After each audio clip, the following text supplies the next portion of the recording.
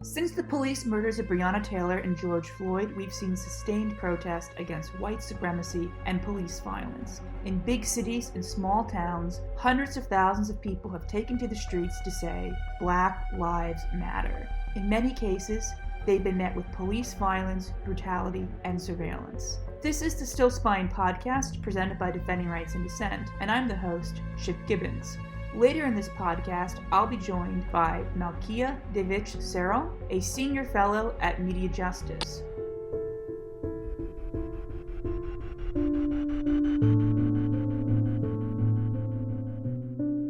Movements for racial justice, including those that target police violence, are not new. Unfortunately, neither is surveillance and repression of those movements. Still Spying is a limited podcast series exploring the legacy of FBI political surveillance. While the surveillance of racial justice protesters and Black-led movements is a constant throughout this series, this is part 3 of a 3-part exploration of the FBI's war on Black dissent. A series within a series, if you will. In part 1, we explored how the FBI used Red Scares and anti-communism to justify surveillance and monitoring of even the most moderate proponents of civil rights, and how at the dawning of the Cold War, anti-communism was used to divide the civil rights movement and liquidate its most radical wing. In part 2, we explored how the FBI used its counterintelligence program, a program of covert actions designed to neutralize and disrupt political speech seen in opposition to the political and social establishment, was used to target the Black Panther Party. We explored in depth the role of the FBI in the Chicago police raid that killed Fred Hampton. Today, we turn to the present. Trying to define a clear demarcation point for the current cycle of protest and resistance can obviously be tricky. The phrase Black Lives Matter, which is what's most commonly used in the media to refer to the current protest, was first coined by Alicia Garza in response to the acquittal of Trayvon Martin's killer. Jen Marlowe and Keeanga-Yamahtta Taylor have argued that the Black Lives Matter movement can be traced back to the protest against the execution of Troy Davis. Troy Davis was widely believed to be innocent, and his case attracted a worldwide movement to halt his execution, reminiscent of the global struggle to save the Scottsboro Boys. On September 21, 2001, he died at the hands of the state of Georgia. Like all those executed by the state, his death certificate cited the cause of death as homicide. Trayvon Martin was just 17 years old when he was returning to a relative's home with Skittles and iced tea and was killed by a neighborhood watchman in 2012. Although by most accounts this wannabe cop provoked the confrontation, he was able to persuade a Florida jury he feared for his life when he shot an unarmed teenager. Black Lives Matter protests attracted widespread media attention in the summer of 2014 after the widespread protest around the country and an uprising in Ferguson that happened in response to the police murder of Michael Brown, as well as the police murder of Eric Garner. Garner's death was caught on camera, and his last words were, "I can't breathe." 2015 saw an uprising in Baltimore after the police murdered Freddie Gray, and in 2016, 2 Black men, Philando Castile and Alton Sterling, were killed in less than 48 hours of each other, again igniting nationwide protest. As early as the protest in Ferguson, the FBI was on the scene. Heavily redacted documents show that in 2014, as protests in Ferguson, Missouri were underway, FBI was gathering intelligence on the movement. The FBI tracked the travels of a particular protester, whose identity is unknown, drew up a dossier on an activist, conducted stakeouts at cars and residence of activists, and deployed a confidential human source. Emails obtained by The Intercept showed that an FBI Joint Terrorism Task Force agent had tracked a December 2014 protest at the Mall of America using a confidential informant. When asked, an FBI spokesperson told The Intercept that the informant was a tipster known to law enforcement officials who had discovered some information while on Facebook indicating that vandalism may occur at the protest. The Department of Homeland Security was also in on the monitoring. Documents obtained by a FOIA show that throughout 2014 and 2015, the DHS was gathering information from public social media pages such as Facebook and Twitter. DHS's online surveillance also included gathering information on activities unrelated to Black Lives Matter, but involving Black communities, such as the DC Funk Music Parade. DHS described its activity as gathering situational awareness. It was also revealed that DHS has something called the Race Paper. This document has never been released and is completely redacted in spite of litigation. The Race Paper is believed to be a framework for evaluating the alleged radicalization of Black activists. The most shocking revelation, though, came when it turned out the FBI had created a threat assessment on so-called Black identity extremists. In the words of the assessment, the FBI assesses it is very likely Black identity extremist perceptions of police brutality against African Americans spurred an increase in premeditated, retaliatory, lethal violence against law enforcement and will very likely serve as justification for such violence.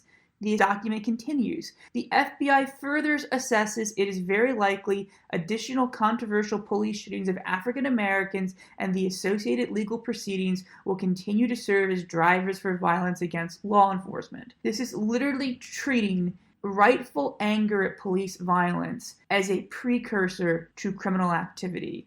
Further leaked documents showed the FBI developed a program called Iron Fist to mitigate the supposed threat of Black identity extremism. Rakeem Balajian is believed to be the first person prosecuted as a Black identity extremist. An opponent of police brutality and an advocate of Black gun ownership, he came to the FBI's attention via InfoWars, the notorious conspiracy website that promotes beliefs like the Sandy Hook shooting was staged and the government is engaged in active chemical warfare to make frogs gay.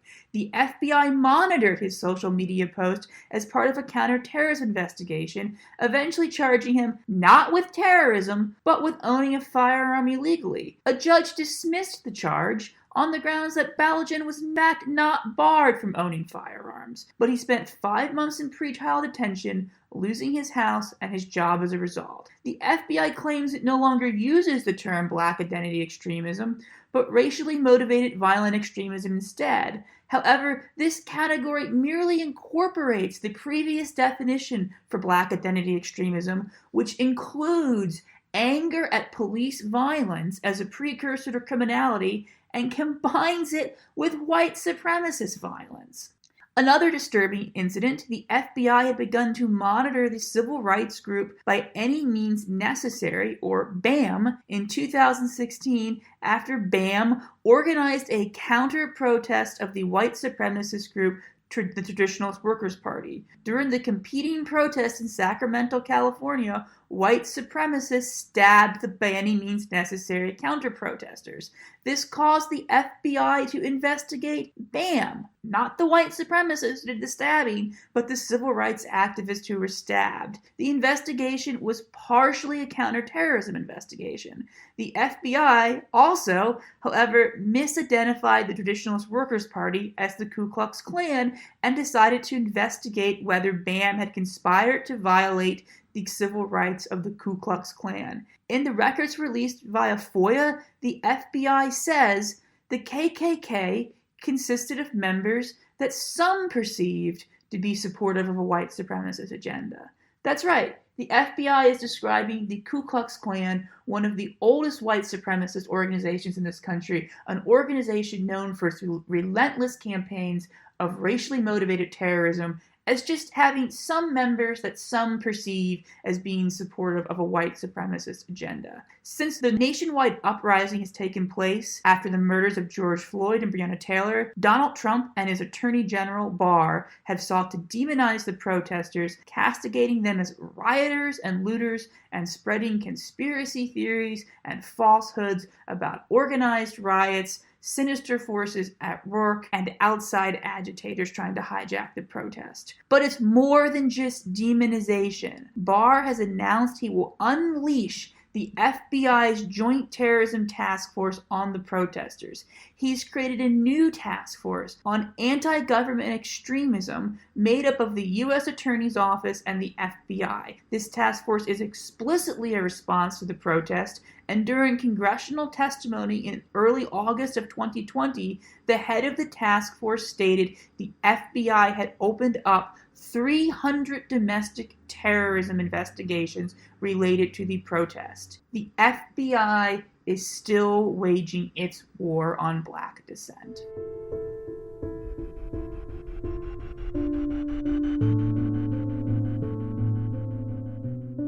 Right now, we are in the midst of a nationwide uprising against white supremacy and police brutality in response in part to the police murders of Breonna Taylor and George Floyd.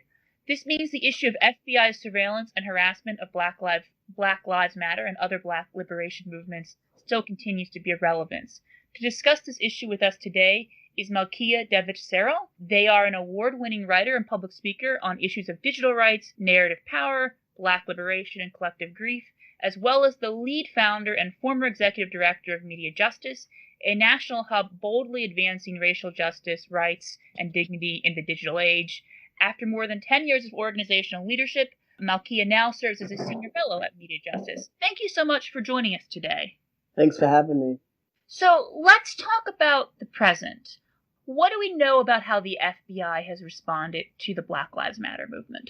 Well, we know that, first of all, let's just expand a little bit beyond the FBI and say the feds. The feds. Because there are federal agencies that aren't the FBI, like the Department of Homeland Security, which we know, for example, right now are sending federal officers into cities like Portland, Seattle, Oakland, Chicago to directly confront protesters. And one of the consequences of that is increased confrontation, increased violence, even against the will of municipal politicians, like the mayor and so on and so forth. So that's one way, right, that the federal government and federal law enforcement agencies are responding is by creating conflicts, right, that they then have the right to respond to with extreme force. Another pretty significant way that the FBI in particular is responding is by surveilling the movement for Black Lives. We know that, from the protests around the murder of Freddie Gray in Baltimore in 2000, I think it was in the early, 2014, 15 maybe, and then in Baltimore, and then we have all the way to today, the uprisings that we're in now, some of the largest that the nation has seen since the assassination of Martin Luther King Jr., that all manner of technology is being used to not only spy on, because spy on often sounds so gentle, but to criminalize, to monitor and criminalize and leading to arrest and incarceration, Black activists in this movement. Sure. One of the more disturbing things, it's hard to quantify how disturbing everything is in relation to each other, has been the revelations we saw about the FBI's Black Identity Extremism assessment. Could you explain what we know about that and what we still need to know about that? Black Identity Extremism is a term that, the news outlet Foreign Policy broke a story a while back saying that the FBI had released this paper talking about, this new framework or this new term or label called Black Identity Extremism. Now, we know that it's nothing new about it, right? We know that in the 1960s and 70s, they were, monitoring what they considered Black extremists at the time, right? Black nationalist extremists. And they've just changed the language today. What we know, there's two kinds of things that we know. One is we know that the actual threat to the United States in terms of domestic terrorism is actually white supremacy, right? White nationalist violence. And we know that there's no real infrastructure or program set up to deal with that. We know that instead, all of the attention has gone to monitoring Black activists through this false, label called Black Identity Extremism. We know that resources, time, energy has been put to this program. We know that this program is built on existing, the existing monitoring programs that spy on Muslims and other folks within the bounds of this country. So this is nothing new. It's built on existing programs, and it kind of folds into the larger architecture of surveillance against Black activists that exists. And how does the FBI define Black identity extremism? How does the FBI define it? Well, their definition is, Their definition is like they've combined several different movements. Like, so there's like the what's considered like the Moors movement. There's there are separatists. You know, there are folks who don't recognize the United States government or whatever. I forget what they're called, but they've basically pulled from these sovereign. That's right, the sovereign movement, and they pulled from these different kind of extremist movements that are actually very, very, very small in relationship and have almost no relationship to the broader movement for Black civil rights and human rights in this country. But they pulled on those, and they pulled on, you know, in particular, one killing of a police officer in Dallas, right, several years ago, and out of that they fashioned this this definition that's like any Black person who is taking I forget how they define extreme action, but based on quote unquote perceived belief that about in police brutality and police violence, right? So this idea that there are people who think that police violence is a problem, but it's really not. So that a perceived belief is the words that they use. Um, and so these people who they consider extremists who are responding to a perceived problem of police brutality. So that's kind of how they've laid it out. And in the original assessment, they try to connect it to, I believe, what they call lethal retaliatory violence against law enforcement. So they're sort of pushing this really insidious narrative that because people are upset about what they quote unquote perceived racism, what we know to be actual racism, what we know to be sort of like, you know, justified anger at injustice, they then therefore pose a threat to law enforcement, which gets really very dangerous because then you're sort of criminalizing, you know, being upset at white supremacy. That's right. I mean, the problem is, though, that the definition doesn't even really matter. You know, yeah. What matters is the instructions that are being given to local law enforcement agencies all over the country, and also the way that this is being used to justify and fuel additional surveillance of Black activists and Black protest movements. Do we know anything about what has been the consequences of the FBI promulgating this definition? Well, you know, what we know is limited because we know that the FBI won't hand over its surveillance records, you know, in full on this program. But what we do know is we know, for example, that in Baltimore, and this is a little bit earlier, but that in Baltimore, not only were Black protest movements being surveilled on the ground, you know, using license plate readers, using still cameras, using actual infiltrators, you know, there's all that, but then also from the sky using aerial surveillance tools, you know, integrating facial recognition into all of this, using body-worn police cameras. Like, so from every angle, Black activists are being surveilled, including over social media, right? Using social media and monitoring in real time social media, and then using fusion centers, right, to interpret a bunch of data and use the Department of Homeland Security. Yes, exactly. And haven't heard that term before. Yes, that's right. And turning around that data and using it to inform, you know, to monitor, to fuel arrests, basically. And so in terms of the consequences, right, the consequences are, I think, very visible and obvious. Not only do we have extreme and excessive and increasing monitoring, which, you know, I would think is actually illegal. And legality is not really the issue, actually, because it's immoral. It goes against everything that we believe in, that I believe in, and everything that might lead to justice and freedom in this country. But also, there's no real clear legality around it, right? The law is unclear as to whether it's legal or not. Do you need a warrant or not? A lot of the technologies that are being used to do the kind of monitoring that this assessment, this label, this Black identity extremism program calls for, it lives in murky legal territory. And so we don't have the information we need to respond adequately. It's using technology that is far beyond our ability to manage or, that we know about. It's inside legal, murky territory, so it's hard to respond or to use the law to prevent it. And it's in secret, so the secrecy, the speed, the scale of the surveillance has been exponentially increased as a result, I believe, directly of this program. And I think this program existed without, even before this assessment was written or discovered.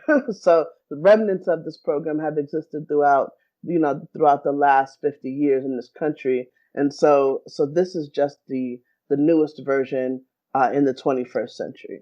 I mean, FBI surveillance of social movements, especially Black-led social movements or social movements for racial justice, has been continuous throughout its history. I don't think there's ever been a time in this country where the FBI was not spying on those movements. In the report we produced, we did a timeline, and there's no years where there wasn't any FBI misconduct. But there was an individual, Rakeem Balajan, who they believe was attempted to be prosecuted as a result of this category, Black identity extremism. I believe he was jailed for 6 months before charges were dropped. Yes, that's correct. And he was arrested as a result of a surveillance operation in which he was an open carry advocate. He belonged to a Black gun club. He was doing his thing. He had a son. He was living his life, having his radical politics and doing his work. And he was arrested. And part of the only reason we even understand that this arrest is connected in with this kind of surveillance is, one, because he kind of fits loosely into those categories, one or more of those categories, though he hadn't committed any particular act of violence against law enforcement that led to this monitoring, or arrest. But they mentioned a book that he had in his apartment that was a book written by a civil rights activist, a radical black activist from the past. And then they also talked about some posts that he made on Facebook. And these were given as some of the justifications for his arrest. So we understand that, like, this arrest, it was made not based on anything he had done in particular, but who he was and what he believed, what he had communicated over social media platforms. So that brings us to a sort of another interesting question. I mean, we've always had FBI surveillance, we've had infiltrators, we've had indexing, we've had disruption of movements. But with social media, it sort of brings in a whole new realm of political surveillance. What do we know about how the feds or even local police have used social media monitoring to go after groups? Well, we know that in previous protests and in current protests, that federal law enforcement and local law enforcement have used third-party developers to scrape information, what they consider publicly available information, off the web and monitor protests in real time, off of social media platforms, and monitor protests in real time doing that, using that method. We also know that big database companies like Clearview AI or other companies have partnered with law enforcement agencies to gather and interpret large amounts of what, again, they consider publicly available data on social media. So basically your profile pictures, and then applying those images to facial recognition software to monitor folks' location. But more than that, even sometimes, right? To try to identify them in crowds, there's a lot that can be done with facial recognition technology that's far beyond the simple act of locating someone. And so this is some of the ways, but using these big databases, law enforcement agents have worked together with social media companies to monitor and spy on Black people. And the scary thing is that, when you're at the protest, you're like, let me take the selfie, right? I want to document also what's going on over here because it's amazing, right? You're looking at it through the lens of, this is wild, this is amazing, this is an uprising for freedom. I want to document it. I want to document my participation. And at the same time, as soon as you share that on social media, there are two things that happens. Either you shared it publicly, and so it's perceived as legal fair game, or you shared it privately, and the only thing standing between between officers having that content, it is like Facebook, right?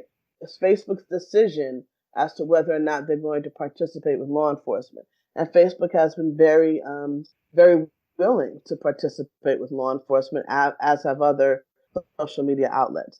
Facebook has a portal specifically for law enforcement agencies. We know that, for example, when the sister Corinne Gaines was killed by the police and her son was shot, we know that one of the ways that happened, that the content, her Facebook feed, which was live, right, that officers were able to work with Facebook in real time very quickly to have them just take that feed down.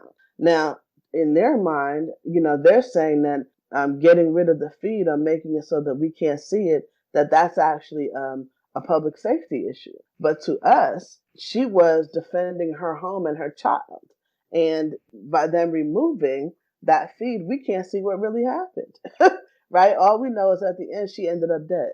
So this is the question is, are the police, the criminals? And if you concede that they might be, then this partnership between law enforcement and social media companies is very dangerous. So what can be done about sort of the collusion between big tech and, I guess, big government spying? Right. Well, that's a big question. Right? Yeah. What can we do about, the fact that these data mining companies and these databasing companies, because basically Facebook is a data mining company and Clearview AI, for example, is a databasing company. And how do we break that relationship? I think that the thing to understand is that while Facebook may appear to be a company about connecting people, it is really a company about collecting data and selling that data to advertisers. And so if you begin to, first of all, understand what the purpose of the company is, despite their stated, liberal politic, right? That the purpose of the company is inherently conservative, and that its partnership with law enforcement is a natural alliance. I think that that's the first thing that we have to understand. So the second thing is we have to break up, and because of that, we have to break up these large social media outlets, specifically Facebook. We need to use antitrust laws to shrink them so that they become manageable, both by governments and by social movements.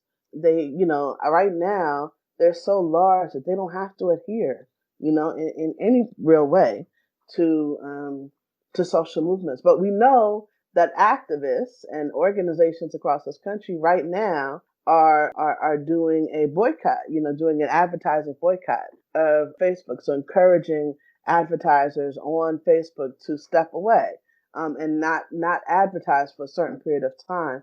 And that kind of pressure is working, since we understand that Facebook is a company meant to sell data to advertisers. Advertisers are the weak point in the equation, and so, or I should say, they are the strong point in the equation. And so, those are some of the ways, right? We've tried a lot of things. We've tried massive petitions.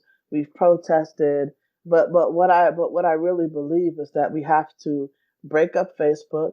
We have to continue to encourage Twitter to be a leader in banning, white supremacist hate speech off the platform, and by locking out white supremacists who continuously violate that ban, right? We have to encourage that. There are a bunch of different ways, but I think we really have to focus in on the economic issue here. Take away their resource, shrink them, make them companies that we can actually manage and hold to account.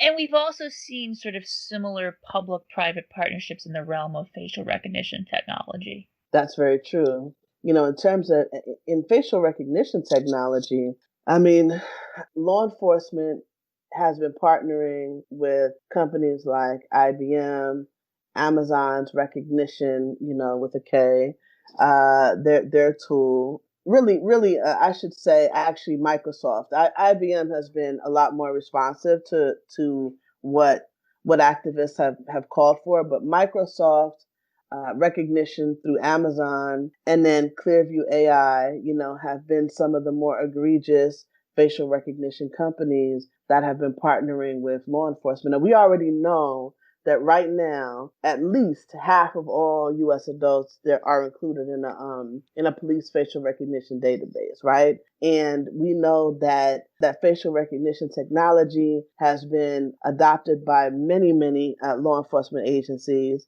Right now, the FBI already conducts about 4,000 facial recognition searches a month, right? And 21 states allow them to have access to their driver's license systems.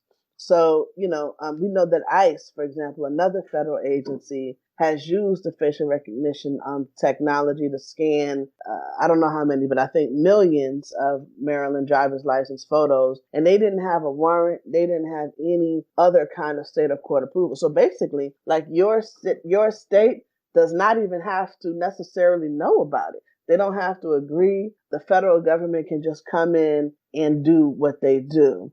I think, Clearview's database, for example, the size of it is larger even than the FBI's database, right?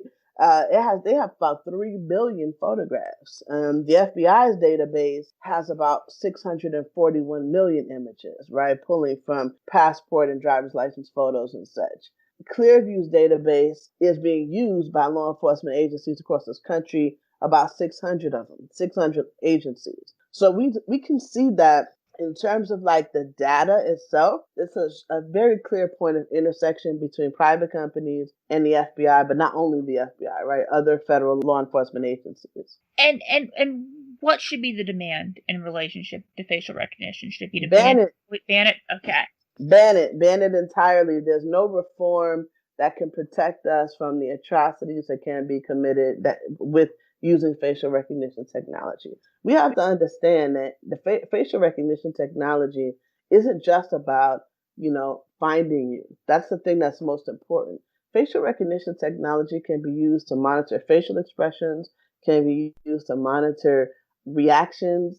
We're talking about companies trying to determine your inner private hopes and dreams. Like it's not even just a matter of law enforcement as we traditionally understand it, but that companies will, having the power in this way to enforce law, not just in the way that we traditionally understand it, but I'm talking about at inside Foot Locker, right? Inside, so there are all of these different uses for the technology, both in terms of civil society, but also in terms of how we interact with corporations. The threat is very significant, it's very big, and because the technology is so often black box, it's very hard once it's been adopted, it's very hard to monitor, very hard to regulate. So the only course of action is to ban it. And banning facial recognition is also the position of defending rights and dissent. So that is the correct answer. All right. So, no, I knew you were going to say that before I asked it. Okay. That's why I did. Yeah. So, Immediate Justice teamed up with the ACLU to sue for FBI records. Could you talk a little bit about that suit and what came of it? Well, so we've already talked about the fact that in August 2017, the FBI issued this intelligence assessment, but the assessment was disseminated to more than 1,800 law enforcement agencies. So we asserted first off that the assessment was built on anti-Black racial stereotypes and needs to be withdrawn. So that was the first the element of the suit, and we sued the FBI because we asked them first to provide us with some information through a Freedom of Information request, and they refused. And so we took it further. We stepped it up. And one of the things that we wanted to know, we wanted to really understand how the label was being used. We wanted to understand why the FBI was keeping, this critical information secret. There didn't seem to be any valid justification, and why it has refused to, for example, to search for entire categories of records.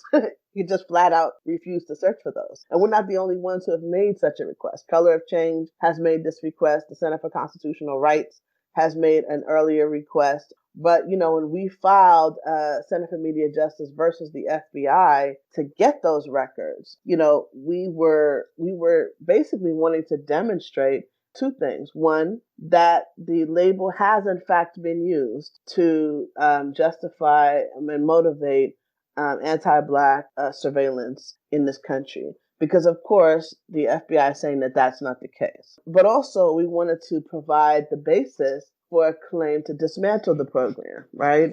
We wanted to explain to people, to expose how the program works. We know that, for example, one of the ways that the counterintelligence program of the 1960s and early 70s was dismantled was through an expose, right? Through exposing its reality. Now, we're not in the same political conditions as we were then, So simply exposing the facts, that's not going to be sufficient. More will have to be done. And I think trying to figure out how to dismantle a deeply ingrained programs like this doesn't have an easy answer. There's no simple answer. But that's what we're in the process of trying to do. And what's the current state of that lawsuit? It is ongoing. Some documents have been released, but many have not. We know that the Congressional Black Caucus has joined the process and called for some public review. We know that the members of the Congressional Black Caucus, at our urging, have met with the FBI director. We know that some of the assessment has been pulled from some of the agencies that it was delivered to. So some of the local law enforcement departments that it was delivered to, they've pulled it back from that. We know that, let's see, what else do we know? We know that even the term Black Identity Extremists, that the FBI is claiming that that's no longer terminology that they're using, that the terminology they're currently using is racial identity extremists. And that encompasses both what they're considering white identity extremists or white nationalists, and quote unquote Black identity extremists. The problem with this change is that white nationalists represent the greatest threat to American national security at the domestic level, that represent a greater threat than anything else. Right? That white nationalism is the biggest domestic terror threat to the United States, whereas Black extremism is an extremely small, represented a very small threat, and is not represented really in any of the protests that we've seen. So it does not make sense to group these things together. It is in fact a way to hide the impact of white nationalism. And so one of the things that we know and that we want is for the FBI and law enforcement agencies at the federal level turn their attention to white nationalism and the violence that is being wreaked across this country, right? Across this country right now by white nationalist groups like the Boogaloo Boys and others. Is there anything else our listeners or activists should know about this topic? I just think that at the end of the day, as long as we understand these two things, one, that there is no such thing as Black identity extremism, that the language of the Trump administration, the language that we see now about the extreme left extremism, is a figment of the white racist imagination, that these are terms and stereotypes used to inflame the public against anyone interested in progress or change. So that's number one, that these are racist stereotypes that we must organize and fight against. And number two, that this is why the call has been raised across the country, across race, across class, to defund the police. The FBI is also the police, and the FBI and other federal law enforcement agencies that are at the helm of so many surveillance projects, those agencies need to have their budgets slashed. Basically, they should not be rewarded for their racism with more resources and toys to play with, right? They should be challenged on their racism, and their budget should reflect that. And so this call to defund the police applies equally to the FBI. And Malkia, if people are listening at home and they want to learn more about your work or the work of Media Justice, where can they go? Well, to learn more about the work of Media Justice, you can go to www.mediajustice.org. And I am there too. Right now I'm a senior fellow, really proud to be that. After 20 years of leading the organization, I've passed it on to Executive Director Stephen Renderos, who's doing an amazing job. But you can find me on the website as well. And I look forward to talking with you more. Thank you for joining us today. That was Malkia Devich-Cyril. This is, as always, the Still Spying podcast presented by Defending Rights and Dissent. You can find out more about Defending Rights and Dissent at rightsanddissent.org. We'll be back with another episode in about 2 weeks. It will be on exposing FBI surveillance today, and we'll be joined by Alice Berry of the Intercept, who is one of the best reporters today covering the issue of FBI surveillance. Thank you for listening.